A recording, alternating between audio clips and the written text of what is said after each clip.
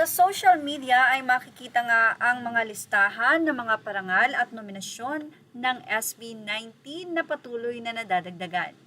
Patuloy na lumalawak ang talaan ng mga parangal ng P-pop group sa SB19 matapos ang sunod-sunod na international at local na pagkilala ngayong 2026.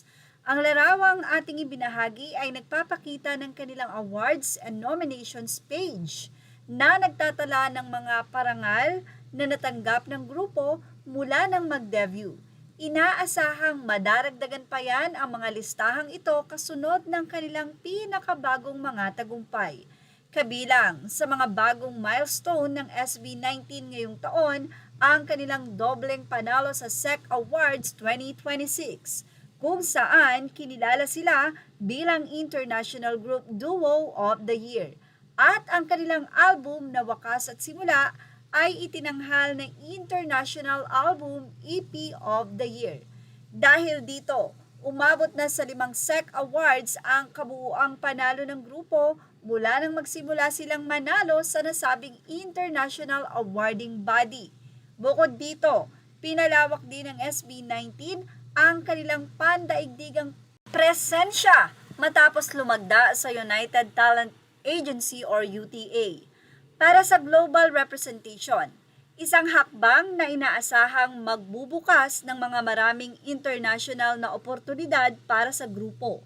Sa patuloy na pagdami ng kanilang mga parangal, nominasyon at pandaigdigang proyekto, lalo pang pinatitibay ng SB19 ang kanilang posisyon bilang isa sa mga nangungunang kinatawan ng P-pop sa international music scene.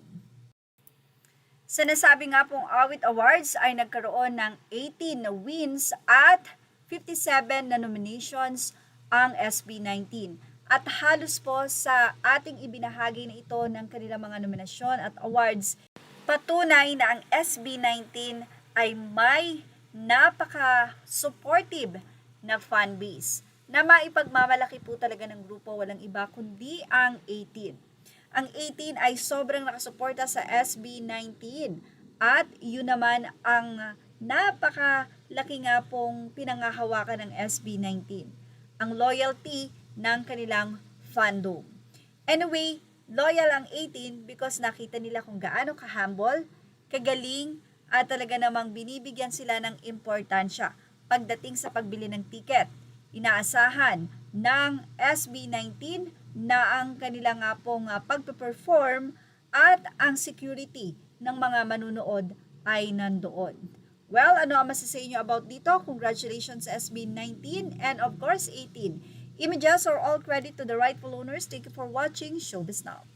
Matapos din ang back-to-back win ng SB19 sa SEC Award kung saan nakuha nila ang 2 nominasyon na in-nominate sa kanila, ang nasabing award ay binati nga po sila ng Department of Tourism.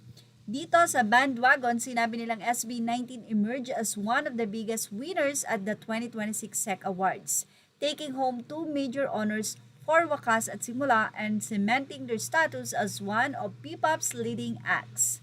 The fan-voted ceremony also celebrated global stars including BTS, Jin and J-Hope, as well as Blackpink's Lisa and Jisoo, recognizing the remarkable impact of Asian entertainment on the world stage.